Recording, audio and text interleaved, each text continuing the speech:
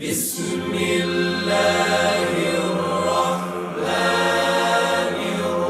الرحيم ألف لام را تلك آيات الكتاب المبين إنا أنزلناه قرآنا عربيا لعلكم تعقلون نحن نقص عليك أحسن القصص بما أوحينا إليك هذا القرآن وإن كنت من قبله لمن الغافلين إذ قال يوسف لأبيه يا أبت إني رأيت 11 كوكبا والشمس والقمر رأيتهم لي ساجدين আলিফ লাম র এগুলো হচ্ছে একটি সুস্পষ্ট গ্রন্থের আয়াত। নিঃসন্দেহে আমি একে আরবি কোরআন হিসেবে নাজিল করেছি যেন তোমরা তা অনুধাবন করতে পারো। হে নবী, আমি তোমাকে এ কোরআনের মাধ্যমে একটি সুন্দর কাহিনী শোনাতে যাচ্ছি যা আমি তোমার কাছে ওহী হিসেবে পাঠিয়েছি, অথচ তার আগ পর্যন্ত তুমি এ কাহিনী সম্পর্কে ছিলে সম্পূর্ণ বেখবর লোকদেরই একজন। এটা হচ্ছে সে সময়ের কথা যখন ইউসুফ তার পিতাকে বলল, হে আমার পিতা, আমি স্বপ্নে দেখেছি 11টা তারা, চাঁদ ও সূরজকে আমি এদের আমার প্রতি সাজদাবানত অবস্থায় দেখেছি।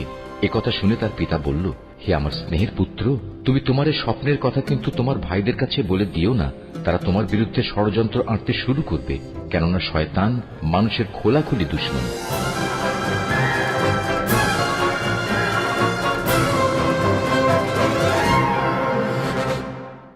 নারীদের কাছ থেকে পানাহা চাই। আমি কারাগারে যাওয়ারই ইচ্ছে পোষণ করেছি। কারাগারের মেহনত দীর্ঘস্থায়ী হলেও একদিন না একদিন সেটা শেষ হবে, কিন্তু দোজখের আগুন কোনোদিনও শেষ হবে না। কি এমন আগুন? তুমি নিজেকে জেলখানায় নিক্ষেপ করবে যেন ফিতনার আগুন থেকে রক্ষা পেতে পারো? যেহেতু মহান খোদা তাআলার ফরমানের প্রতি আনুগত্য প্রদর্শন করেছি, তাই মেনে নিচ্ছি যে যাকে যত বেশি ভালোবাসে সে তাকে তত বেশি কষ্ট দেয়। কিন্তু আমরা আপনার বিরহের কষ্ট সহ্য করব কি করে? একদমই চিন্তা করো না, জেলখানা আমার জন্য মুক্ত ও নাজাতের জায়গা। মামুদের প্রতি কৃতজ্ঞতা জানাচ্ছি, উনি আমাকে রাজমহল নামক জেলখানা থেকে মুক্তি দিয়েছেন। জাভিরা জেলখানার প্রধান কিদামেন আমার বন্ধু, একদম চিন্তা করো না। আমার সর্বোত্তম বন্ধুও জাভিরা জেলখানায় রয়েছেন, যিনি সেই কিদামিনকে সৃষ্টি করেছেন। এরপর যদি কেউ কারাগারে মারামারিতে লিপ্ত হও তাহলে নিজেদের 100 দৌড়ার জন্য প্রস্তুত রেখো।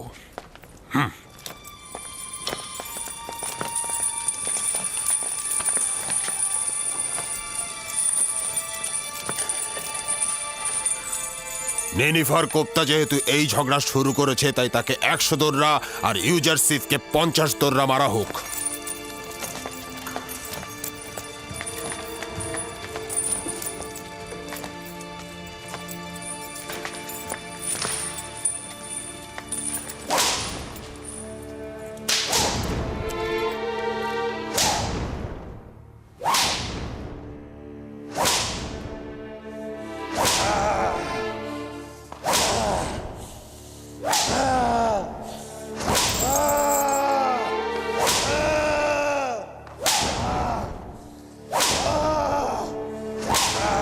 সে কি করে দৌড়া লাগাত সহ্য করছে? সামর্থ্যবান জওয়ান, দেখলে না নেনিফারের মতো শক্তিশালীকে কি করে কাবু করে ফেলল। কিন্তু এটা তো ন্যায় বিচার না, তাকে শাস্তি দেওয়া তো ঠিক হলো না।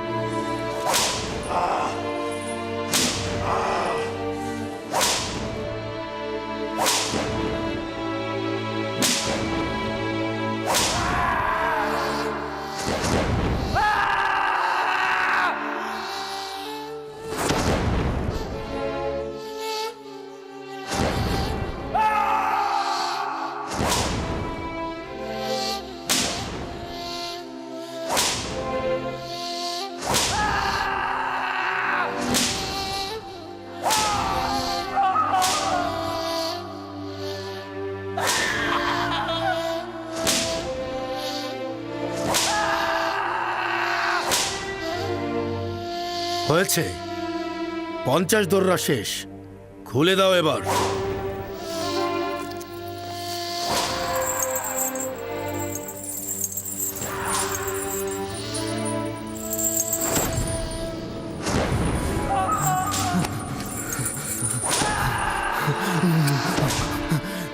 জানি না কিভাবে শুক্রিয়া আদায় করব। তুমি যদি না থাকতে এই শয়তানটা আমাকে মেরেই ফেলতো। তুমি আমার জন্য নিজের জীবন বিপদে ফেলেছো। আমি তো ইনসান, আর ইনসানের দায়িত্বই তো অন্যকে সাহায্য করা, আর এটা তো আমার কর্তব্যই ছিল। ঠিক আছে, থামো এবার। তাকে ওই পাশে বন্দি করে রাখবে।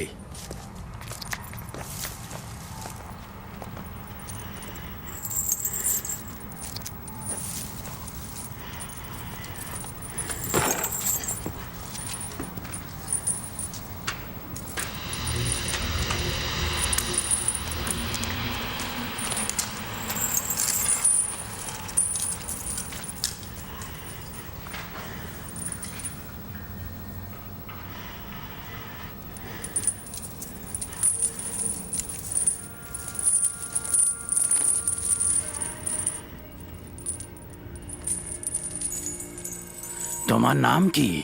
কি করো এখানে? কি করছো? কেন জেলখানায় এসেছো? মিশরের লোকজন আমাকে ইউজারসিফ নামেই ডাকে, আর আজ সকাল পর্যন্ত আমি জনাব পুতিফারের তত্ত্বাবধায়ক ছিলাম। আর জেলখানা প্রেরণের কারণ হলো মালিকের ফরমানের প্রতি অবাধ্য ও অনুগত্য পোষণ না করা। আর পরবর্তী সওয়ালটা যেন কি ছিল? তুমি জোয়ান বয়সে মিশরের সেনাপতি জনাব পুতিফারের সকল কাজের তত্ত্বাবধায়ক ছিলে? ইলিফার কুপ্তা সবসময় কারাবন্দীদের উপর নিজের শ্রেষ্ঠত্ব জাহির করে। সে সবাইকেই মারধর করে, জোর জবরদস্তি করে। কিদামিন বেশ কয়েকবার তাকে শাস্তি প্রদান করেছে, কিন্তু তার কোনো সংশোধন হয়নি। আজ তোমার মতো জোয়ান প্রথমবার তার দাঁত ভাঙা জবাব দিয়েছে। আমি তাকে আগে থেকে চিনতাম। পুতিফারের রাজমহলের প্রহরী ছিল সে। আশা করেছিলাম জেলখানায় গিয়ে হয়তো সে ভালো হয়ে যাবে, কিন্তু সে একজন বিজয়ী বীরের মতো কারাগারে চলে গেল। যদি অনুশোচনা না করে তাহলে কি হলো? তাড়াহুড়া করবেন না বানু, ফয়সালার জন্য এখনো সময় বাকি আছে। কয়েকদিন যাক, নিজে বুঝতে পারবে রাজমহলের স্বাধীনতা আর আরামায়েশের মূল্য কি। যেই দিন গেল মনে হলো সে একটা কারাগার থেকে মুক্তি পেয়েছে। তাকে বন্দির মতো মনে হলো না। আশা করছি এই কৌশল কাজে দেবে, না হলে কিন্তু তুমি জানো।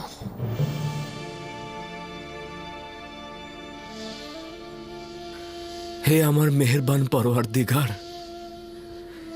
ইউসুফ এখন তীব্র কষ্ট যাতনায় বন্দী। তাকে আপনি সাহায্য করুন। আপনাকে হারানোর ভয়ে আমি কারো সাথে আপোষ করিনি। ইলাহি, কারাগারের এই কঠোরতা ও নির্যাতনকে আমার জন্য সহজ করে দিন। আমাকে সবুর ও ধৈর্য ধারণ করার ক্ষমতা দিন। হে খোদাবন্দ, জনাব পুতিফার ও জুলেখা আমার জন্য প্রচুর পরিশ্রম করেছে, কিন্তু আমি তাদেরকে ছেড়ে এসেছি। আপনি তাদেরকে ছাড়বেন না। জুলেখা নিজের জন্য প্রচুর জেলখানা তৈরি করেছে। খোদাবন্দ, আপনি তাকে নাজাত দিন এবং আপনার দিকে হেদায়েত করুন। জুলেখাকে সঠিক পথ প্রদর্শন করুন, যেন আপনাকে সে সঠিকভাবে চেনে। তাদেরকে নাজাত দিন এবং আপনার দিকে হেদায়েত করুন।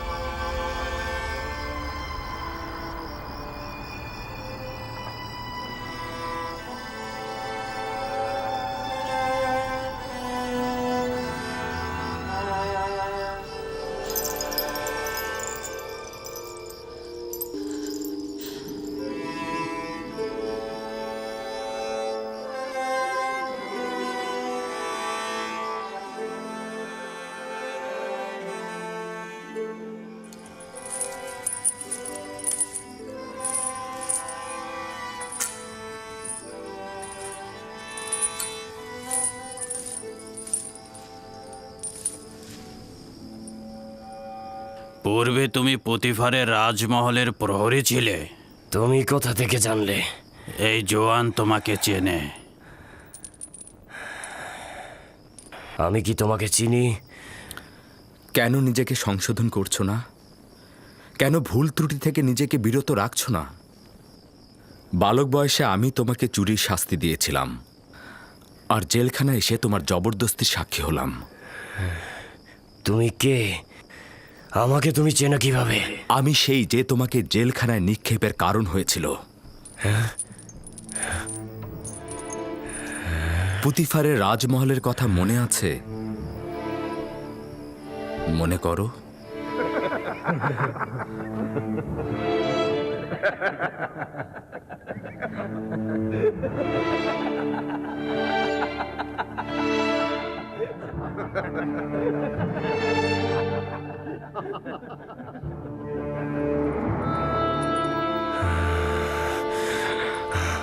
আমি ভুলবো না কখনোই।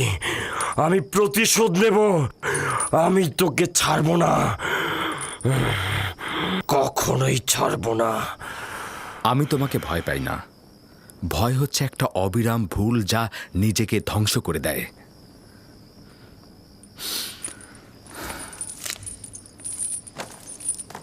এর ঘটনাটা কি? তেমন কিছু নয়। পূর্বে একটা ঘটনা ঘটেছিল যেটা আমার আর নিনিফার কোপ্তার মধ্যে সীমাবদ্ধ ছিল। তারা কারা? তাদের পাপ কি? কেন তাদের কক্ষ আলাদা? জানি না। গতকাল এসেছে। তাদের অপরাধ অবশ্যই কঠিন কিছু হবে। তাদের চেহারাতে অপরাধের ছায়া দেখা যাচ্ছে না। একে অপরের সাথে সবসময় ঝগড়া করছে, জানি না কেন।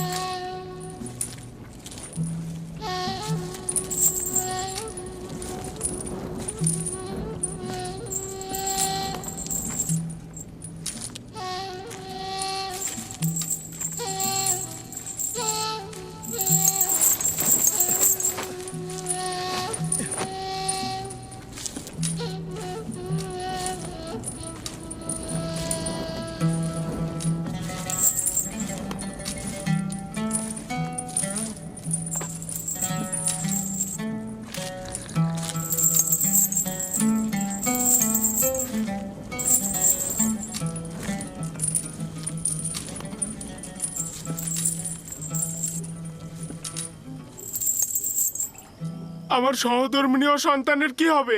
তুই একটা ভিতর ডিম। যা কিছু হয়েছে তোর জন্য হয়েছে। এটা কখনোই হতো না তুই যদি ভয় না পেতি। এতক্ষণে আমেন হতে মারা যেত আর আমরা আমাদের মাকামে পৌঁছাতাম। কত ধন সম্পদ, অগণিত ধন সম্পদ আমাদের হাতের নাগালে নিয়ে আসতে পারতাম। কি নির্মমতা নেমে আসবে সেটা ভাব। আমার অন্য কোনো চিন্তা নেই। আমেন হতেবকে আমরা মারতে পারিনি, অন্য কেউ অবশ্যই মারবে, আর আমরা অবশ্যই নাজাত পাবো, বুঝেছিস? তাহলে এমন কেউ আছে যে তোর অসমাপ্ত কাজকে সমাপ্ত করবে? তাদের নামটা কি আমাকে বল ভাই। তাদের নামটা যদি আমরা বলে দিই তাহলে আমরা এখান থেকে খালাস পাবো। তুই এত সহজ সরল গাধা। আমরা কিছু না বলা পর্যন্ত তারা আমাদের বাঁচিয়ে রাখবে, আর বলার সঙ্গে সঙ্গেই তারা আমাদের একদম কিন্তু আমার বিশ্বাস আমি এখান থেকে একদিন নাজাত পাবো। তুই এটা মনে রাখবি, একজন খেয়ানতকারী ভিতর ডিম হিসেবে তুই কখনোই নাজাত পাবি না, অর্থাৎ আমি তোকে ছাড়বো না। আসলে আমার মনে হচ্ছে তুই একটা বোকা। তোকে ধোঁকা দেওয়া হয়েছে। তুই এখন বিপদে পড়েছিস না, তোকে কেউ সাহায্য করবে না। বন্ধ কর ইরানুস, বন্ধ কর। তাদের প্রতি আমার বিশ্বাস রয়েছে।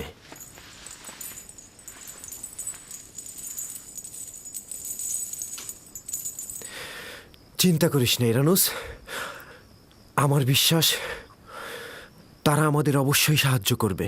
আমার বিশ্বাস রয়েছে তাদের প্রতি।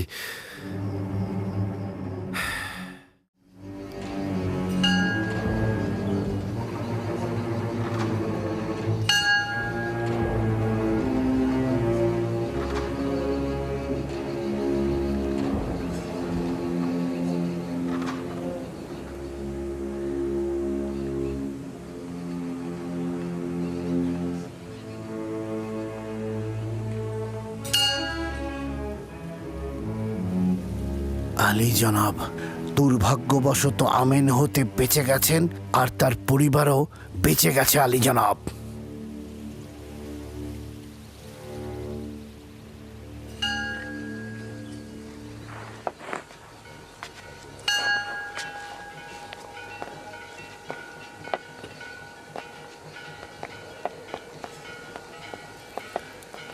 আলী জনাব, আপুপিসের কোনো খবর নেই। আমি নিশ্চিত যে আপুপিস গুম হয়ে গেছে। হ্যাঁ আলী জনাব, আপুপিস একটা বিন্দু ছিল যা মাটির নিচে ডেবে গেছে। অবশ্যই সব জায়গায় খুঁজবে। প্রথমে রাজমহলের জেলখানাগুলো খুঁজে দেখো।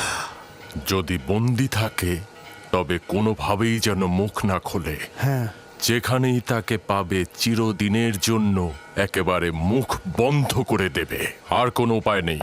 যদি আমেন হতে কোনোভাবে বুঝতে পারে যে আমরা তার হত্যার নির্দেশদাতা, তাহলে গুরুতর বিপদ নেমে আসবে আমাদের উপর। আর একটা কথা, এখনো যেহেতু আমাদের ওপর কোনো পদক্ষেপ নেওয়া হয়নি, তার মানে বুঝতে হবে আপুপিস এখনো মুখ খোলেনি। কিন্তু তার অর্থ এই নয় যে আপুপিস মুখ খুলবে না। বুঝতে পারছো তো? শেষ করে দাও। চিন্তা করবেন না আলী জনাব, মাটির নিচ থেকে আসমান পর্যন্ত সর্বত্র তন্ন তন্ন করে খুঁজে আপুপিসকে বার করে নিয়ে আসবো।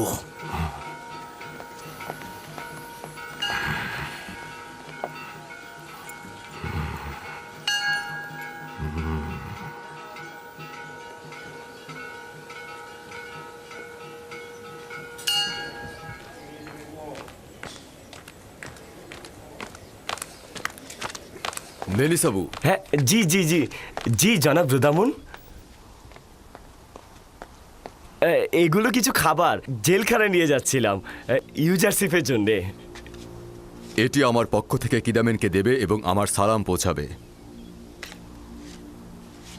বলবে যেন ইউজারশিপকে সম্মান জানায় এবং তার কাছ থেকে জেলখানার প্রশাসনিক কার্যাবলী সম্বন্ধে অভিজ্ঞতা নিতে পারবে, কারণ সে এই বয়সেই হাকিম হিসেবে অনেক প্রসিদ্ধ। অবশ্যই অবশ্যই জনাব রুদামুন, আমি আসছি তাহলে।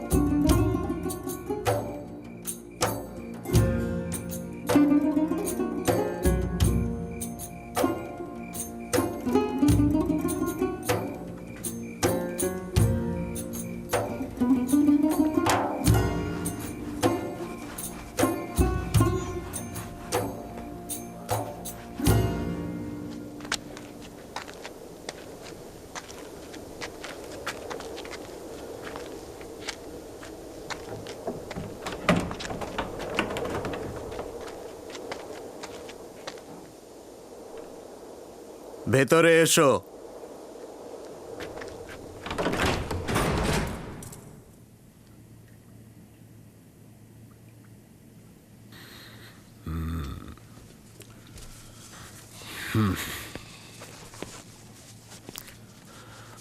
রুদামুনকে সালাম পৌঁছে দিও, কৃতজ্ঞতা জ্ঞাপন করছি।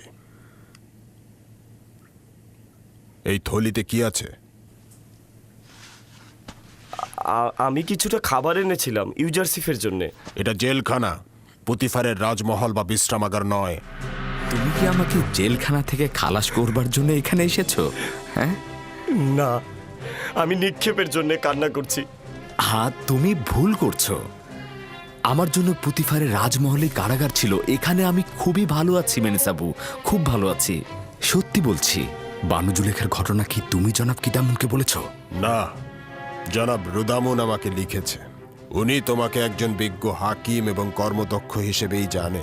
এখন মনে হচ্ছে তোমার উপস্থিতিতে জেলখানার পরিবেশই বদলে যাবে। আমরা দুই বোকা যারা চাচ্ছিলাম আমেন হতেবকে হত্যা করব। আমরা এটা ভুলে গিয়েছিলাম যে সে নিজেই খোদাদের একজন। আজ 2 মাস হয়ে গেল আমাদের এখানে কেউ খোঁজ নিতে আসেনি। আমরা দুজন অসহায়ের মতো আছি। আর এই গাধাটা কারো নামই বলছে না। তাদের প্রতি বিশ্বাস তার অনেক। তারা নাকি আমাদেরকে এখান থেকে বের করে নিয়ে যাবে।